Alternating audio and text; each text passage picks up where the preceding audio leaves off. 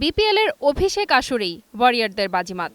গেল 23 জানুয়ারি বিপিএল এর ফাইনালে চট্টগ্রাম রয়্যালসকে 63 রানে হারিয়ে শিরোপা জেতে রাজশাহী।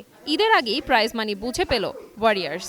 চ্যাম্পিয়ন দলকে আমরা ডিক্লেয়ার করেছিলাম 2,75,00,000, রানার্স আপ টিম 1,75,00,000। সেইটার মধ্যে আজকে রাজশাহী চ্যাম্পিয়ন হয়েছে, ওনাদের আমরা আজকে 2,75,00,000 বুঝিয়ে দিয়েছি।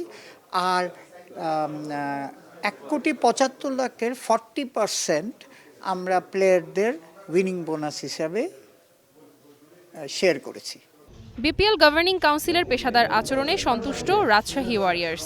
বিপিএল এর শুরু থেকেই প্রত্যেকটি কাজই যেন অত্যন্ত সুন্দরভাবে হয় এবং যথাসময়ে হয়, সেইভাবেই তারা চেষ্টা করেছে এবং আমার মনে হয় যে এবারে বিপিএল অনেক কিছুতেই একটা উদাহরণ তৈরি করেছে, প্লেয়ার্স পেমেন্ট থেকে শুরু করে সমস্ত জায়গায়, এবং আমাদের উইনিং মানি আমার মনে হয় আমরা যথাসময়ে পেয়েছি এবং আমার কাছে মিনিটের উদাহরণ হবে এবং পরবর্তীতে ফ্র্যাঞ্চাইজিগুলো আরও বেশি করে বিপিএলে তারা আগ্রহী হবে আশা করি।